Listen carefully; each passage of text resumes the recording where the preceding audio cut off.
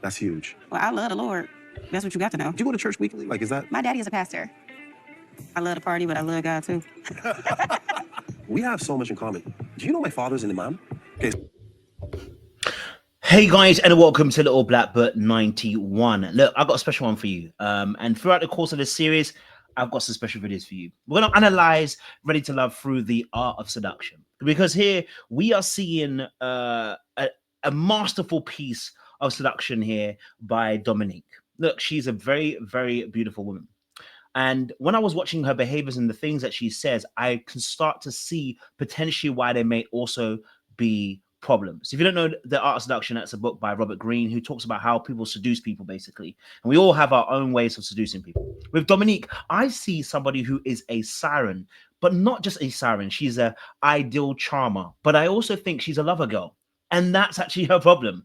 The problem is that I find, and if I add this to attachment styles, I find that people who have gone through some level of trauma, right? Being a pastor's kid is trauma, by the way, okay? All right, because you're always underneath the spotlight, you're always being watched. But the thing I found was that people who act as the siren, they lead with sensuality and sexuality. They know how to be present in the moment. They know how to use a feminine allure. They know how to draw you in. It's like a call from the deep, right? People who have those particular powers, they have to be able to balance that skill. That balance means, how do I turn it on and off? And a lot of people actually don't know how to turn it off. It's their natural MO. They've always done it. Let me put my mic, sorry, closer. They've always done it, and that's the way it's always worked for them. But I think that's also the problem, because the reality is, art of seduction is for the beginning, not the maintenance of the relationship. That's what I feel. Art of seduction is for when you seduce someone at the very beginning, but in order to maintain a relationship, there's another realm you have to go into. You can't stay the siren the whole entire time. And that's, I think, why there is an issue with our good sis Dominique. Why do I say that? Because in the previous episode, we hear her say that she had tattooed a man on her body. Now, I don't know about y'all, but a siren ain't trying to tattoo nobody's name on their body, okay? Now, what does that mean? It means there's another side to her that when she's comfortable in the maintenance of a relationship, it comes out that isn't the siren. And I think that's what brings what I call incongruence, and also the I don't know how we call it. It's like a gap. The gap between the siren and the lover girl. And it's like this gap that happens where all the trappings and the fallings and the failures of the relationship tend to happen, because what you're trying to reconcile is my sexy, sensual, fun, playful side drawing you in, versus the other side, which is, I want love. I want to be cared for. I want someone to emotionally take care of me. And if you're so used to playing the siren, which is actually, the siren is very clever. And, you know, we saw that with how she did Devon, how she rubbed his chin and she fell into his arms and laughed at him. She knew exactly what to do to get out of that situation when he tried to kiss her. So those particular behaviors, I would fall underneath friending, fawning, and people pleasing kind of aspect, where you learn how to maneuver yourself so that you're not going to be harmed in that situation. If you notice, she never used words. She more used her body to get out of the situation. And that's when I started thinking to myself, if we go to attachment styles, and if you guys know about this, is the way that we emotionally bond in relationships. It's done by John Bowlby. He breaks down different attachment styles. One of the attachment styles, which I think is pertinent through this situation, is fearful avoidance. This is children who grow up in particular households where there's too much control. The parents are both loving and harmful at the same time, whether it's emotionally, mentally, sexually, financially. The child is physical, emotional, financial, whatever status is compromised. So that child is in a place where the parent is unpredictable about what they're going to do. So the child never really learns a safe way to deal with their parent, except to mirror and to fawn, which is to wear a mask and play along. We heard it from Will Smith when he dealt with his dad, right? And so he couldn't confront his dad, so he started making his dad laugh. So that was his way of trying to appease his father so he wouldn't respond in a violent manner with his mother. And in the same form, you can be the same way in your household. You don't need to have a violent father like that. You just need to have an angry parent, an addictive a parent's got addictions, a parent that is on drugs or alcohol, or a parent who's narcissistic, or parents who can be very much neglectful and leave you in places that aren't going to be necessarily safe for you, right? Even if they leave you in a friend's house, they can leave you at that friend's house. That friend's house could be unsafe towards you, right? So you grow up in a place where the pattern of behavior from the parents can be overly unsafe. And that can also mean controlling parents, like pastors' kids can end up being, okay? It can be very difficult for pastors' kids. They grow up in a household where people are always watching what they do, okay? They're never allowed to say what they really feel. And that creates a mask. So with that being said, I watched her, and if you watch Dominique, she's very clever with her movements, like very clever. Like if you watch her, this part here really got me. The way she stirred the glass is important. I mean, you know what I mean. Enlighten me. God-fearing. Pause. This stir is it's not by chance she did it. It's on purpose. She has learned how to do things in a mysterious, sensual way that will draw you in. Okay, all right. And what it does, it begins to lower your defenses. You start to go, "Ooh, who is this woman? Who's this girl?" Like, you know, because she's beautiful to the eye. Right. So if we're talking about a siren, we're talking about somebody who's visually striking in the wardrobe. She wears bright colors. You know, it fits her body in a silhouette. She's curated in her presentation. In fact, if you actually watch closely on her chest area, I don't know if she got boob tape or is the bra underneath. You can just about see underneath it. Now, why am I paying attention to that? Because if I'm seeing it, he's seeing it, which means he gonna be enticed by it. He's a man at the end of the day. You get me, right?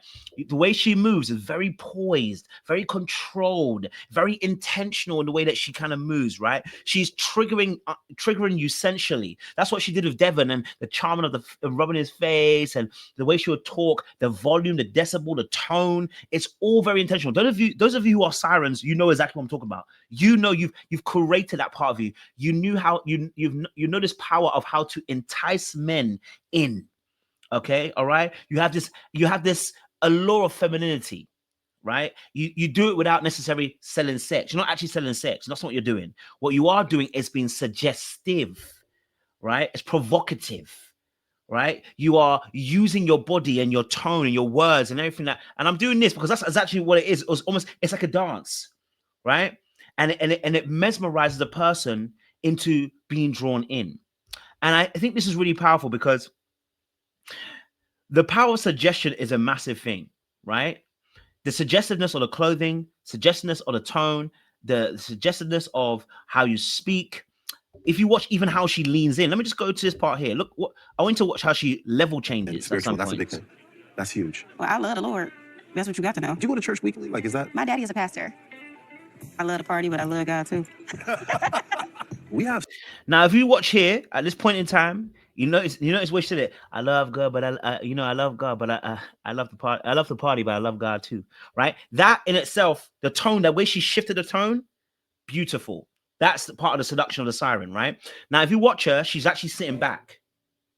And the reason I'm mentioning that is because she actually changes levels on several occasions. Okay, so I'm gonna try and find a clip. I want to find where she sits forward a little bit more forward. Yeah. Really? Yeah, absolutely. Do you want for wives? Do they have to wear those thingies? What is that?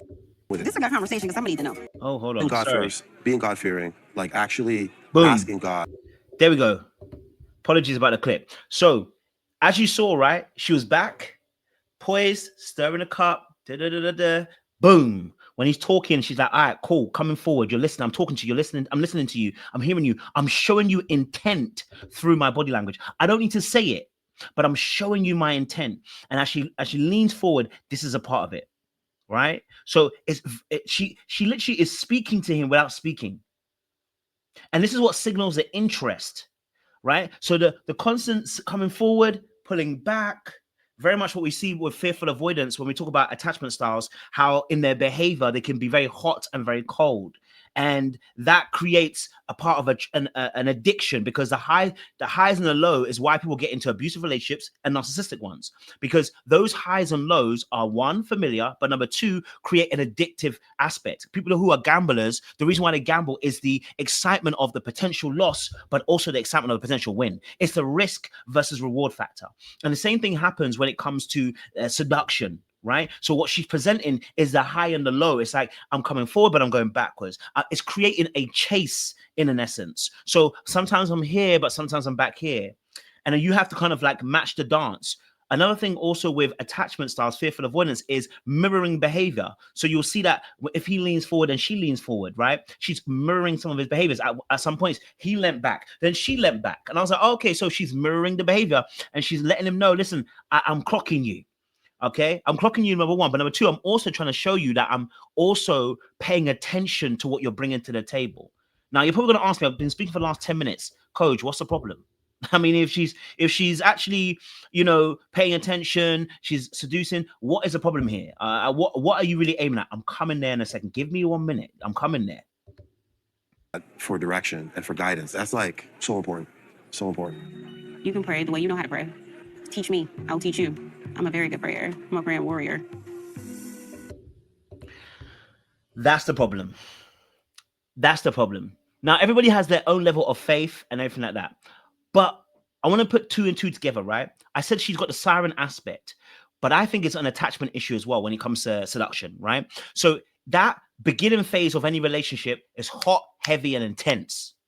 It's sensual, sexy, and fun. And if you're somebody if your relationships are like that in the beginning, it's boom.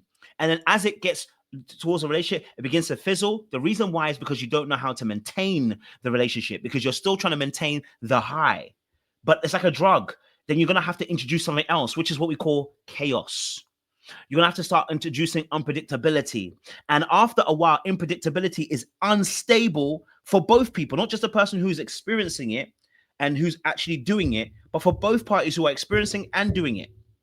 It's not maintainable. That level of chaos, it actually becomes very fearful and is a replication of what you already existed in probably your childhood. Now, I don't know Dominique's background. I may be absolutely wrong, but there's something in there that's making this particular behavior so enticing because it comes from somewhere. It's not in a vacuum, right? So I believe that when she said she tattooed, when Vince called her out for the tattoo on her body, I said, why would she tattoo somebody's name on her body for? Oh, because she's a lover girl. I mean, for you to tattoo another man's name on your body, you're a deep lover girl, which means underneath the siren is actually a lover girl who wants to be loved and will do the most for love. So all of this is a power play right now. It's seductive, it's seductive, it's drawing a man in. But once she finally got that man in, she wants actual true love. The problem is the way that you roped him in is the same way he thinks is going to continue. But it can't continue that way. You're going to have to switch up on him. You can't keep seducing because it's not sustainable for you to keep being unpredictable and a little bit coy, a little bit coy. It's not stable. And so after a while, you get tired and then get resentful. And what you're going to be looking for from that person is some level of stability. Okay? That's not to say that you can't inject the siren back into a relationship. Of course, you've got to inject it after a while. But in order to maintain that level of control, that level of stability, that there has to be another set of behaviors that you begin to fall into. Okay? Look, the siren's power is based on composure, which is you're fully in control, you're enjoying being feminine, you enjoy being desired, and not necessarily you're not trying to be necessarily desperate. The problem is when you then get the love that you went to go out and get. When you go and get it, what's behind all of that action? And so problem number 2 is compromising beliefs. Because for her, we heard her speak about her faith, and she said about how she, her daddy is a pastor, and she's a pastor's kid, and she loved God and she loved this. And I always say this whenever someone says, I love God, I mean, what does it mean? Are you born again or not born again, right? But you have 2 different faiths. He's from a Muslim background. She's from a Christian background. And we know it's a problem. Do you know how I know it's a problem? Let me tell you how we know it's a problem. And that's why she's about to self-betray. And that's why she's having relationship issues. Let me show you. And this is why some of you are having relationship issues, because you are a siren, which is fantastic. You turn it on, but you don't know how to turn it off because you don't know how to maintain the relationship.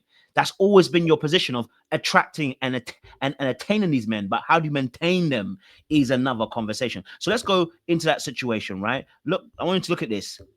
It was a problem because what ended up happening when she's discussed it, look at her body language and her tone, it changed. Listen. Let's get into it. Wow.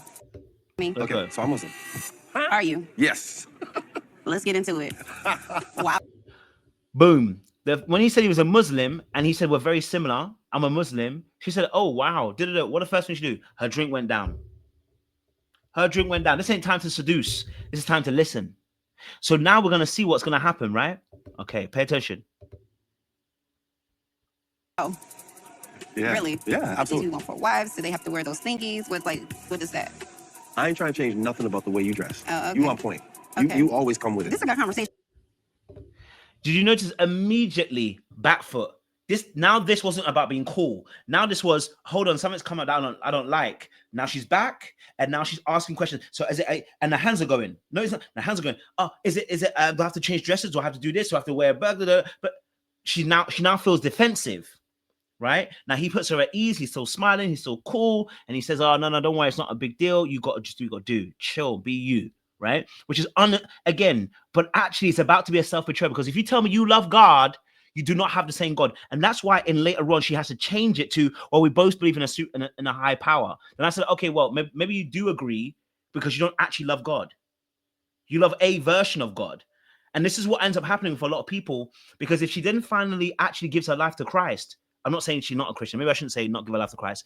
But when you get an identification of who God is, I say to people that when the Bible says that no man can call Christ Lord except he have the Holy Spirit. So when people say I love God, I'm looking for them to say, are you born again though? Do you have a relationship with Jesus Christ? Not relationship with church, not because you're pastor, your family's in the ministry. Do you have one with the Holy Spirit? Because if you did, then how would you be able to want to conjoin yourself with somebody who doesn't believe in your God? Okay, they're not the same. They've never been the same. And anytime we think they're going to be the same, it's a lack of knowledge to think that they're the same. Muslims do not believe they have the same God, and we do not believe they're the same God. And those who are truly in their faith, because it sounds like he might not even be there himself, too, they would never agree. That's why they're still fighting in Israel. Well, I mean, there's some other reasons why. But anyway, I just want to play this again so that you can understand what's going on. Yeah? Because somebody need to know. Okay. So now what?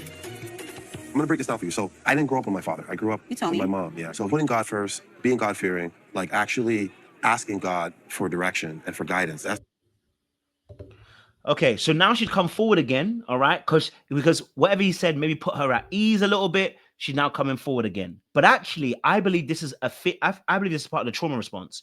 That some of you will hear information and red flags, and instead of pausing the car, you're putting your foot down to the pedal. And this is why I think Dominique has issues, because you're hearing this information. You shouldn't be wanting to get excited. You shouldn't want to be.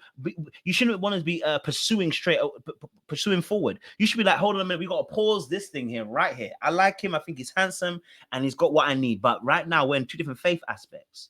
It's not even going to work. But because again, when we're acting out of desire and wanting, when desire is the biggest hole in your heart, that oftentimes that you want to be desired and want to be wanted, and it trumps your emotional safety and your needs and your actual wants.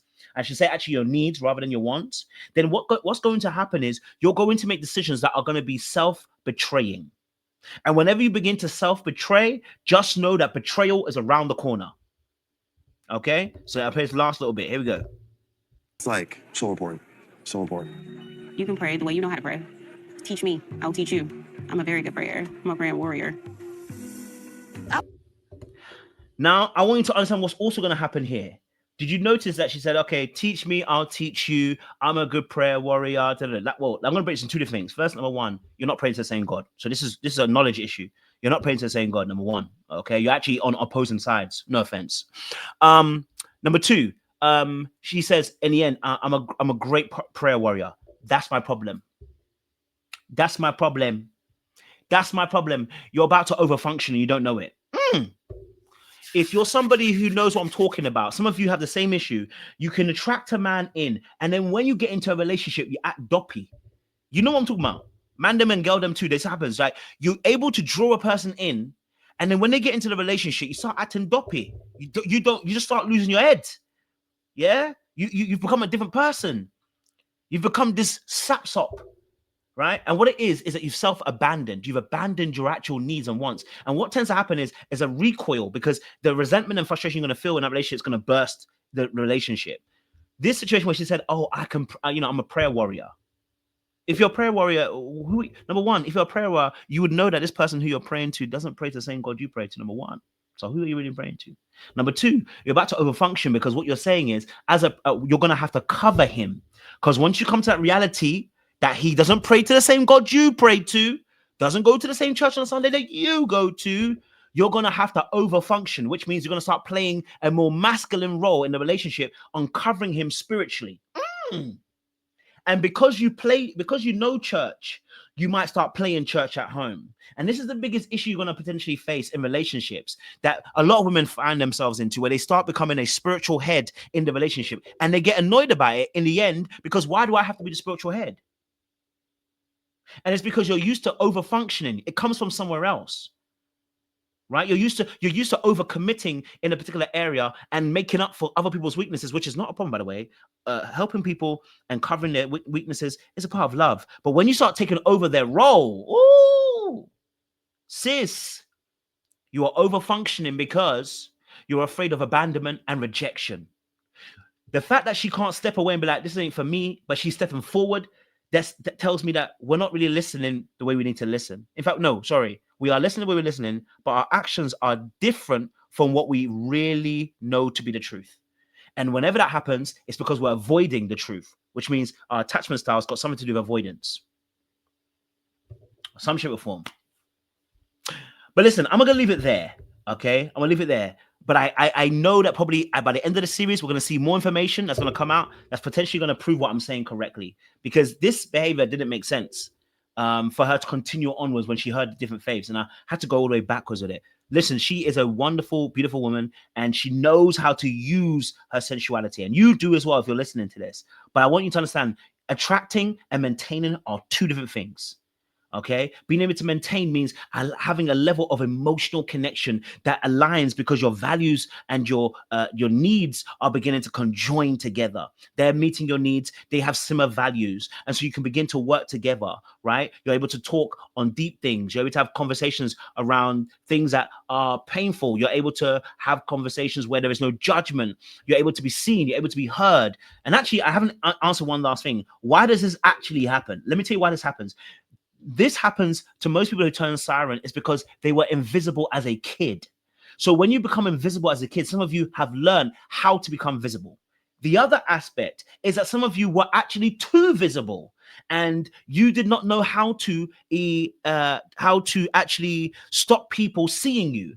Right? Which can go two ways, of course, just like being invisible, right? But this, to stop someone seeing you, the seeing was a problem because it ends up normally in somebody having unsolicited advances towards you, physical abuse, emotional, sexual, financial, some kind of abuse happens, right? Where someone takes advantage of your boundaries or whatever, and you're too visible. So what you've learned to do is, out of fear, I have to learn how to control them so that they don't hurt me. But then as you're doing that, because you're so focused on them, you're having to self-abandon part of your needs. So whilst you're fawning or masking or people-pleasing and moving in a way that's sensual to get them drawn in, the problem is we haven't identified what do we actually need, because we've always been focused on what do they need? How do I get them? Because seduction is about how do I get into their spirit? That's Robert Greene.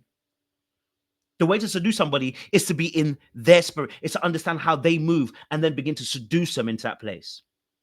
Or number two, to bring them into your world. But if you don't really fully understand your world, all you know how to do is bring people into the world. It's hard to maintain, right? But listen, my time is up. Like, share, subscribe. Leave a comment down below. Of course, this is just I am not nobody's therapist. I'm a simple coach. I like to keep it, fresh and funky, but we all try to analyze things from a different, unique perspective. So, hey, if you watched this and you were, touched by it in any way, good or bad, leave a comment down below. Let me know what your thoughts were. Did you see something different? Did you have a different perspective? What was your thoughts on this? I would love to hear some different ideas on this as well. All right, guys, I appreciate you lot. Stay locked and stay loaded. We'll see you again for another enthralling video as well. Little black, you know what time it is.